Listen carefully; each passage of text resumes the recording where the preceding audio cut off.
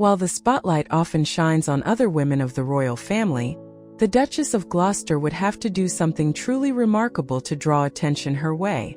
Quietly dignified and ever dedicated, the 77-year-old Duchess continues to serve without seeking fame or fanfare. She rarely speaks publicly, but if she ever did share her personal journey, it would surely be a story worth hearing. When she married the younger cousin of the late Queen, she could never have foreseen that life would one day place her among the senior ranks of the royal household. Her husband, once viewed merely as the spare, would find himself unexpectedly called to the forefront of royal duty. This is the story of the Accidental Duchess of Gloucester, a woman whose grace, resilience, and quiet strength have made her one of the monarchy's most steadfast figures. Let's take a closer look at her remarkable life, her enduring love story, and her lasting contributions to the royal family. The Duchess of Gloucester's story begins far from Buckingham Palace, in Denmark.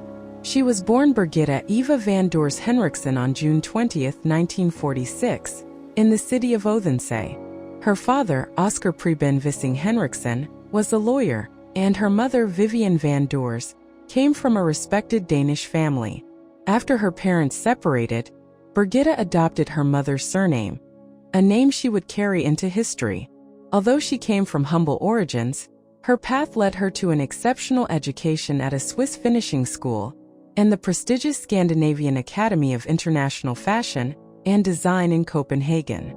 Through these institutions, she brushed shoulders with the elite circles of high society. During the swinging 1960s, she crossed paths with Prince Richard at Cambridge University. While he pursued his dream of becoming an architect, she attended the Bell School of Languages. Their acquaintance gradually developed through romantic dinner dates, visits to the cinema and theater, and joyful dance outings. After completing her course, she returned to Denmark to continue her studies for 3 years. However, fate had more in store for her. In 1971, she embarked on a new chapter as a secretary at the Danish Embassy in London. In 1972, Queen Elizabeth granted permission for Richard to marry Birgitta. Richard used his architectural talent to design the silver and coral engagement ring for her.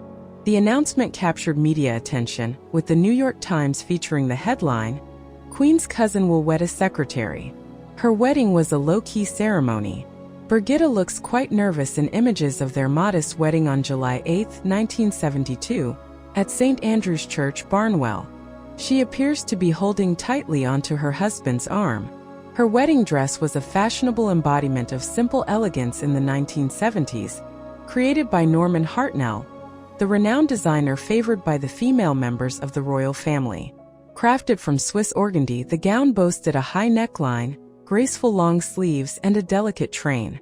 However, Birgitta chose a modest crown of stephanotis flowers instead of adorning herself with a grand sparkling royal tiara. It was a simple, intimate affair. There were no bridesmaids or page boys at her side. The rainy weather added an extra layer of challenge as she carefully lifted her gown, making sure the delicate fabric avoided the puddles. Despite the presence of notable royals, including then Prince Charles, Princess Margaret, and the Queen Mother, the ceremony was far from a grand state occasion. The attention of the press at that time was drawn elsewhere, toward her charming brother-in-law, Prince William, whose dashing looks and lively reputation often eclipsed the quiet, scholarly demeanor of Prince Richard. Her father-in-law's health was already failing, preventing him from attending the wedding. In the years that followed, the couple built a close-knit family. Their first child, Alexander Windsor, the Earl of Ulster, arrived in October 1974, followed by Lady Davina in 1977 and Lady Rose in 1980. Though each has built a fulfilling life, none of them carry out royal duties as part of their careers. Last year, the Duke and Duchess of Gloucester marked a truly special milestone, their 50th wedding anniversary. To honor the occasion, the couple posed for a serene new portrait taken in the lush gardens of their Kensington Palace residence, a quiet reflection of a marriage built on duty, loyalty, and lasting devotion. How did she become the Duchess of Gloucester? A mere 6 weeks after their wedding, tragedy struck when Richard's older brother William met with a devastating fate. He lost his life in a shocking plane crash during his participation in the Goodyear International Air Trophy at Wolverhampton at the young age of 30, on August 28, 1972. This sudden turn of events resulted in Richard, previously considered the spare, assuming the role of heir to the title. Eventually, when his father Henry died on June 10, 1974, Richard officially inherited the title. Henry, the last surviving child of King George V and Queen Mary, also bequeathed the titles of Earl of Ulster and Baron Culloden to his son. Consequently, Richard's path transformed, and he embraced the responsibilities of being a working member of the royal family. Why isn't she a princess? Typically, the title of princess is reserved for women born into the royal lineage, while Brigitte, being a commoner, did not possess such royal blood. However, there have been instances where exceptions were made to this rule, and the woman from whom Brigitte inherited her title is one such example. Upon the passing of her husband Henry, Brigitte's mother-in-law, who became a widow, approached Queen Elizabeth with a request. She asked if she could be called princess rather than Ichers, the Dowager Duchess of Gloucester. This was primarily to avoid confusion between herself, Alice, and Brigitte, who had assumed the new Duchess of Gloucester title. Understanding the need for clarity and to prevent any potential misunderstandings, the Queen granted the request, allowing Brigitte's mother-in-law to be recognized as princess. This exception was made to distinguish between the two women and to ensure a clear distinction within the royal family.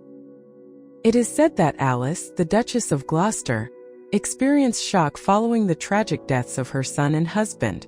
Princess Alice, known for her extreme shyness, openly acknowledged that these losses forever changed her. In 1975, royal expert Helen Cathcart wrote an article in Shadowland magazine highlighting that the Danish-born Duchess had become a rock of strength for her mother-in-law. She wrote, "On September 20, 2003, Princess Alice achieved a remarkable accomplishment by entering the Guinness World Records as the longest-lived royal in history. She secured this prestigious title at the extraordinary age of 101 years and 269 days. The underdog within the royal family, she is recognized for her unassuming dedication to public service, often earning her the underdog label within the royal family. Remarkably, she manages an extensive portfolio of over 60 charities spanning diverse areas such as medical welfare and the Lawn Tennis Association. She rolls up her sleeves and offers unwavering support to these causes. Her fitness level at her age is commendable considering her many engagements. A few years ago, she and Prince Richard embarked on a charitable endeavor, pledging to walk 11,000 steps daily throughout March. This exemplifies her commitment to making a difference. She says, "Charity work in Great Britain is a tradition. I don't think I have a friend who has not involved himself or herself somehow or other. How far back this tradition goes, I am not sure. It is one of the major aspects which makes me very proud to be British." The Duchess is also a sponsor of HMS Gloucester, a freeman of the city, and a royal colonel of the 7th Battalion. Princess and son-in-law Mike Tyndall shares a special relationship with the Duchess of Gloucester because they both care deeply about finding a cure for Parkinson's disease. Since 1997, Brigitte has been the patron of Parkinson's UK, while Mike became the patron of Cure Parkinson's in 2018. This cause is significant for Mike because his father, Philip, was diagnosed with Parkinson's in 2003. They teamed up for a rare virtual joint engagement during Parkinson's Awareness Month. Together, they express gratitude to those supporting individuals with Parkinson's. During an interview, Mike spoke to the Duchess about his family's experiences. He shared that they could not leave the house during lockdown due to their vulnerability, and explained that it's essential for people to understand how much support and teamwork are needed when facing Parkinson's, involving partners, wives, or husbands. The Duchess of Gloucester stands as a quiet yet powerful presence within the royal family, a woman who continues to defy age and expectation. Now in her late 70s, she remains as graceful and devoted as ever, working side by side with her husband, the Duke of Gloucester. Together, they form one of the monarchy's most admirable pairs, senior royals who carry out their duties with unwavering dedication and remarkable humility. Often overlooked by the media, the Duke and Duchess never seek the limelight. Instead, they focus on service, faithfully attending engagements, supporting countless charities, and embodying the essence of quiet dignity that defines the very heart of the British monarchy. Thank you for watching. If you enjoyed this story, don't forget to leave a like and subscribe to the Eternal Women for more untold tales from inside the royal world.